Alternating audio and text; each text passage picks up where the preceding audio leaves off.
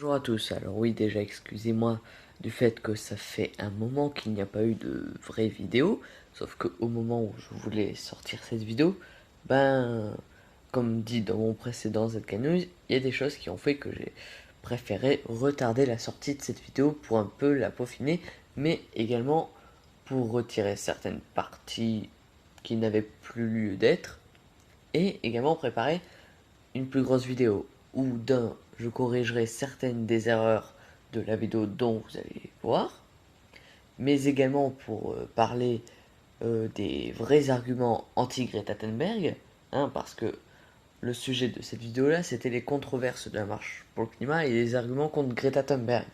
Sauf que, comme vous le verrez, ces arguments-là ne volent pas très haut. Mais il existe de réels arguments qui sont contre Greta Thunberg et des arguments qui tiennent très bien la route. Et d'ailleurs, j'expliquerai également quelques trucs dont je n'aurais pas parlé dans cette vidéo, notamment sur la suite de la vidéo sur Bruno Le Salé, qui rejoint un peu la vidéo de Tatiana Ventose. Et une partie là où je suis plutôt assez d'accord, en fait, vu que ce sont des faits. Après, voilà.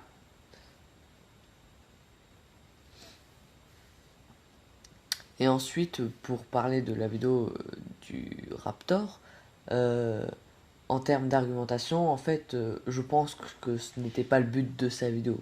Je pense que le but de sa vidéo, c'était juste de faire quelques vannes sur le sujet et balancer des punchlines comme il fait toujours, sans réellement argumenter. Voilà. Bon, sinon, je pense que j'ai assez blablaté.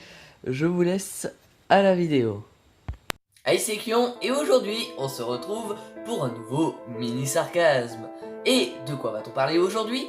Eh bien, de Greta Thunberg ainsi que la marche pour le climat. Et je vous préviens d'avance, cette vidéo n'est qu'une introduction à l'environnement et tout, et en plus, vu que c'est un mini sarcasme, on va plus se focaliser sur du débunkage d'arguments totalement débiles. Mais avant ça, je tiendrai à vous prévenir que le sarcasme que je prépare sur l'environnement, c'est pas pour tout de suite. Ça sera pour assez longtemps parce qu'il y a beaucoup de choses à dire sur ce sujet-là et je suis déjà en train de préparer un sarcasme. Donc pour commencer, nous allons présenter déjà qui est Greta Thunberg. Alors Greta Thunberg est une adolescente de 16 ans et qui est l'une des figures principales de la marche pour le climat. Et d'ailleurs, qu'est-ce qui me donne envie de faire cette vidéo? Non, ce n'est pas la marche pour le climat en elle-même et Greta Thunberg, non, parce que j'avais déjà des choses de prévues, mais tout simplement à cause de certaines controverses et d'arguments débiles envers Greta Thunberg ou certains militants de la marche pour le climat. Et donc, qu'est-ce qu'on va débunker dans cette vidéo-là?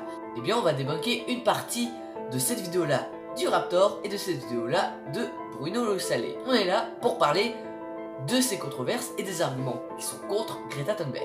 Et nous allons déjà prendre un argument commun entre les deux vidéos, de celle du Raptor et de celle de Bruno Le Salé. Et on commence déjà par un bel argument fallacieux qui est l'argument d'autorité. Et là, pour certains d'entre vous, vous allez me poser la question, mais qu'est-ce que donc que c'est un argument fallacieux?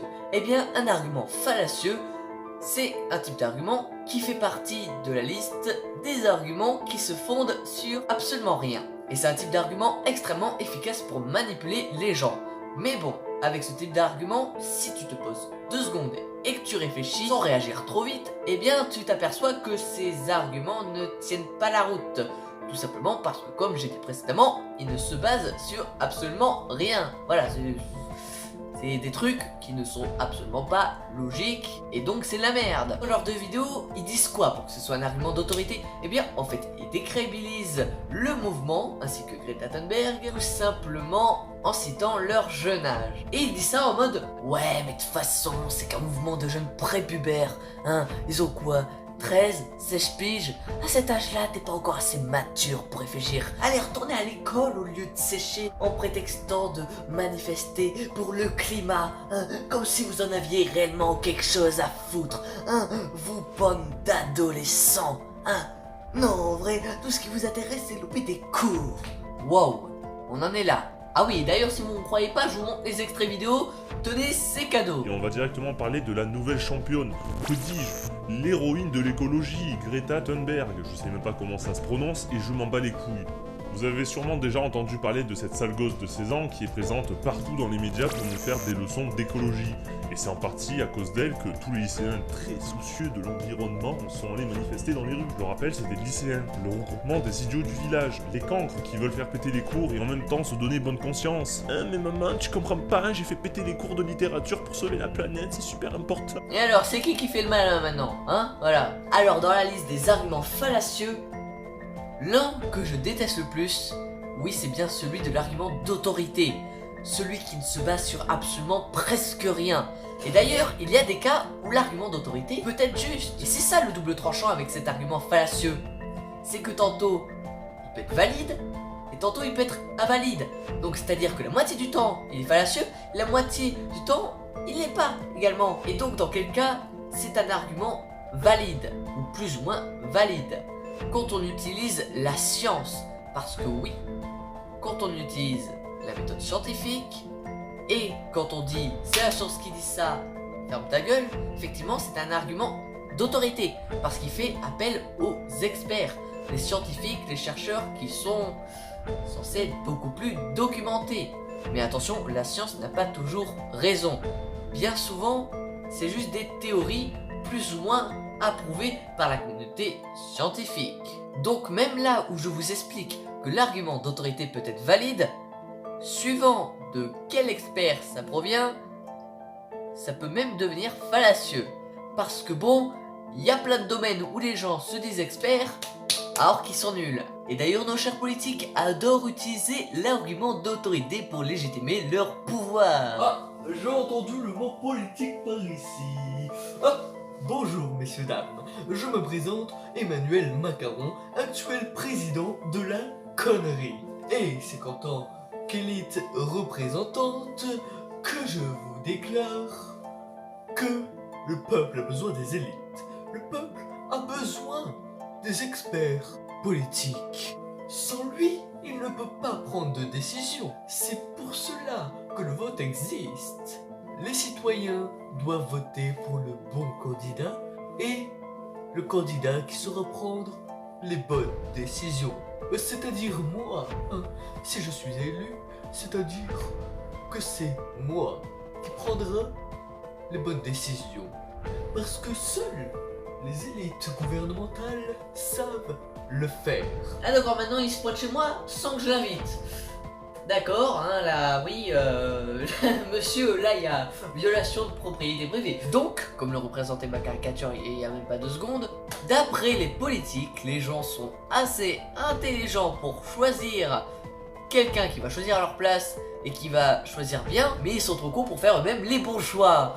Oui, merci Jean-Michel, la logique vient passer par là. Mais bon, même si là je viens de démontrer la faiblesse de cet argument d'autorité utilisé par les politiques, et bien la rhétorique qui est utilisée pour la contrer est elle aussi très faible. Parce qu'en fait, les deux sont tout aussi faibles l'un que l'autre. Tout simplement parce que pour l'argument d'autorité, ben, peut-être que si ça se trouve, les gens sont assez intelligents pour faire les choix eux-mêmes. Du moins la plupart des choix. Et pour la rhétorique, si ça se trouve, ils peuvent choisir quelqu'un qui sera faire des bons choix, mais eux non. Parce qu'ils savent que la personne est experte dans son domaine. Là en fait on a une boucle qui se complète. Parce que l'argument se fait tuer par sa rhétorique, mais cette rhétorique peut elle-même se faire tuer par l'argument. Parce qu'en fait, rien n'est fondé. Rien ne dit que les gens sont trop cons, et rien ne dit que les gens sont assez intelligents.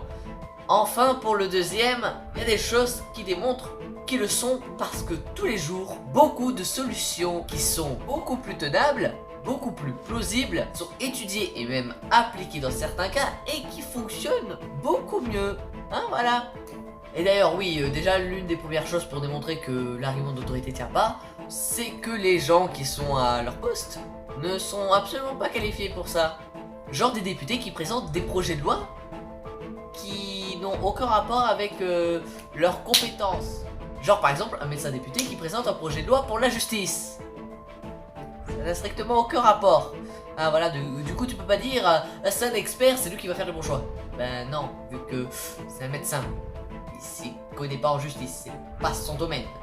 Voilà, du coup ça sneak. Par exemple lors de la nomination de ministre, ah c'est du grand n'importe quoi, hein, voilà, ça n'a aucun sens, hein, voilà. Mais bon, assez dégraissé, revenons au sujet principal qui était cet argument totalement débile. Parce que dire qu'un gamin de 13 ou 16 ans est trop con pour réfléchir, soit des résolutions, soit faire des choix, etc., toutes ces choses-là, c'est débile. Qu'est-ce qui te dit que, si ça se trouve, le gamin de 13 ans, il n'a pas une idée révolutionnaire? Que vous savez, hein, des génies très jeunes, il y en a eu plein. L'âge, si on réfléchissait de façon logique, devrait n'avoir quasi aucune incidence sur la crédibilité du message. C'est pas parce que t'es jeune que ce que tu dis est con. Ça n'a aucun sens. Sur quoi tu te bases? Non, rien. C'est impossible de se baser sur ça. Parce que déjà, si tu voulais te baser sur ça, il faudrait se baser sur tous les enfants. Parce qu'en fait, dire ça, ça revient à faire une généralisation globale. Hein, voilà, parce que des fois, moi-même, je peux utiliser des généralisations, sauf qu'une généralisation, c'est dire, il y a une majorité de ça. Sauf que là, rien ne te permet de dire ça. Et d'ailleurs, pourquoi je dis généralisation globale? Parce que là, en fait, c'est plus vraiment une généralisation, c'est dire tous comme ça. Voilà, ils sont tous comme ça. Non, voilà, voilà, non, tu sors pas. Tu sors pas du cadre. Non. Tu es pareil que tout le monde. D'accord? Voilà, ferme ta gueule. Bon, pour tout de même arriver à la fin de cette vidéo, on va passer à la deuxième partie qui va parler des controverses autour des slogans, etc. En fait, ce qui fait vraiment la particularité des manifestations, c'est ce qui fait en fait qu'on va les retenir aussi, c'est le jeu, voilà, des slogans, des jeux de mots, des pancartes, etc. Donc j'en avais des pas mal pour cette fois-ci. Il y avait par exemple Error 404, planète B not found, voilà, pour dire qu'on n'a pas de planète de change, même si Elon Musk a pour projet de coloniser la Mars, c'est pas encore ouf de certitude, quoi. On a 2 étoiles, pas de planète, voilà, des petits jeux de mots sympas. Et puis d'un coup, en fait, on a eu des bouffes mon clito, pas le climat, et aussi des enculez-moi plutôt que le climat. Bon, alors qu'est-ce que c'est en fait? Qu'est-ce qui s'est passé globalement? Pas dans la rue, pas le climat. On voit qu'il y a une sorte de convergence des luttes, hein, quelque part. En fait, vous le saviez pas, mais vous le savez maintenant. Vous pouvez d'ores et déjà être féministe en répétant comme vous voulez un petit peu. C'est des mots fourre-tout. Vagin, vulve, clitoris. Donc en fait, ça contribue à lever un tabou que le patriarcat a mis juste sur le sexe féminin. Tu pensais que ce serait tabou, mais non, c'est pas tabou, c'est pas tabou. Alors bon, on va arrêter tout de suite les conneries. En fait, ça s'appelle de la vulgarité. C'est de la vulgarité. Quand un homme ou une femme parle de son cul, en fait, en public, c'est de la vulgarité, rien de plus. Si l'objectif, c'est de se gratter les couilles, de roter et de péter, bon, en fait, on peut faire sans. Parce que on a développé des valeurs qui s'appellent la pudeur, être quelqu'un de respectable. Et en fait, je me suis renseigné, et ça vient d'un concept qui s'appelle l'écoféminisme. Alors en fait, je sais pas trop ce que c'est ces féministes qui se sont inventé un délire comme quoi elles étaient plus ou moins les dernières gardiennes de la nature. Bon. Bref, c'est de la merde. Le seul truc que vous me donnez envie de faire, c'est de faire des donations à Total. Personne ne bouffera le climat aujourd'hui, ni autre chose. Et le seul truc que tu iras manger, c'est tes grands morts, ça dégage. Ouais, dégage. D'accord. On parle de vos pancartes, bande d'incapables, des meufs de 15 ans avec des pancartes du type « Le climat est plus chaud que nos nudes, et pourtant, elles sont chaudes. Ma planète, ma chatte, sauvons les zones humides. Bouffe mon clito, pas le climat. Enculez-moi plutôt que le climat. » Bon, la team Netflix and Chill, Chocolat Chaud Papou, sous la couette Stan Smith et Lone Pal va se calmer. Personne n'a envie de vous baiser. J'ai même pas envie de vous toucher avec un bâton, attaché avec un bâton, attaché avec un bâton, attaché avec un bâton. Enfin, Ah, parce que si vous vous êtes intéressé à ça, il y a des slogans avec par exemple « Bouffe mon clito, pas le climat » ou toutes sortes de vannes comme ça. Alors ces deux vidéos ont décrédibilisé le mouvement sur ces vannes. Voilà. C'est pour dire à quel point vous n'avez aucun argument. Parce que peu importe ton avis là-dessus, que ce soit une vanne de bon goût ou de mauvais goût, que ce soit bof, parce que oui en effet c'est bof, mais on s'en fout en fait. Voilà. On s'en bat les couilles. Voilà, parce que peu importe notre avis sur cette vanne, que ce soit bien trouvé ou mal trouvé, au final, étant donné que ce slogan n'apporte pas grand chose au message, il n'a pas vraiment d'incidence sur le message, hein. Et donc c'est totalement con de vouloir décrédibiliser le message d'un mouvement qui est le climat c'est super important, hein, voilà, le défoncez pas SVP, parce que décrédibiliser ce message là juste parce que les slogans sont pas ouf, c'est totalement con. C'est comme si par exemple, hein, genre je faisais une marche pour les SDF, hein, genre, qui est quelque chose de tout à fait louable, parce que les SDF c'est un peu des gens qui n'ont pas de logement, qui sont dans le froid, etc. Voilà. Tu vois, c'est une bonne cause. Enfin, si t'es un humain normal, pour toi c'est une bonne cause. Ah, voilà. Alors oui, là je vous fais réagir avec vos émotions. Mais, comme j'ai dit au début de la vidéo, posez-vous 2 minutes. D'après vous, c'est une bonne cause hein, de vouloir aider les SDF. Bon, repartons dans mon exemple. Imaginons, je veux faire une marche pour les SDF, pour sensibiliser les gens aux SDF, voilà. Et que par exemple, j'ai un slogan qui est totalement nul. Genre, fous-moi un vent si tu veux, mais pas au SDF. On est d'accord, comme slogan, c'est pas très recherché. Hein, la preuve, j'ai mis 1 minute à le chercher, ce slogan, voilà. Est-ce que ça va décrédibiliser mon message? Enfin, est-ce que ça rendra mon message con? Non. Alors oui, c'est sûr, un slogan est très utile pour diffuser le message. Et un mauvais slogan fait que le message se diffusera moins bien et qu'il aura moins d'importance. Enfin, sauf dans ce cas-là, vu que ça fait un peu de controverse, du coup, le côté médiatique du truc, il est assez haut. Donc voilà, même si vous avez un mauvais slogan, ça peut se diffuser. Après, il vaut mieux avoir un bon slogan pour que ça se diffuse dans le bon sens. Voilà. Mais donc, en conclusion, critiquez autant que vous voulez le slogan. Dites que c'est de la merde si vous voulez. Dites que le message se diffusera beaucoup moins bien. Mais n'allez pas décrédibiliser le message. Parce que ça n'a aucun sens. En fait, vous trompez de cible. Voilà. Genre, la cible est là et vous passez à côté et vous touchez autre chose. Enfin voilà, en conclusion, je trouve ça totalement débile de pas faire attention au message à cause de broutilles comme ça. C'est s'attarder sur des détails qui n'ont aucune importance.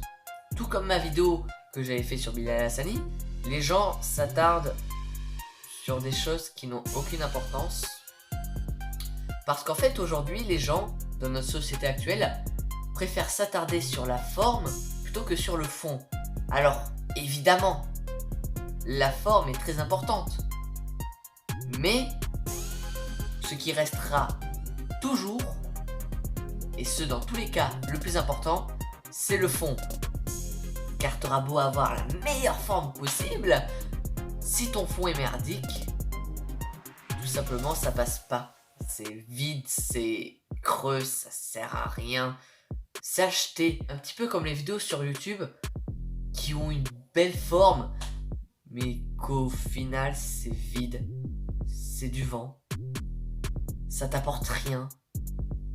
T'as perdu ton temps, quoi. J'espère que vous aurez apprécié cette vidéo. Si c'est le cas, n'hésitez pas à lâcher un like, à partager cette vidéo, ainsi qu'à vous abonner à la chaîne si ce n'est toujours pas le cas. Et d'ailleurs, si vous n'êtes pas d'accord avec moi, pensez à le dire en commentaire, c'est très important pour qu'on puisse débattre et en sortir des choses très enrichissantes. Hein, voilà, évitez les débats stériles. Je vous dis également au revoir et à la prochaine vidéo. Ciao!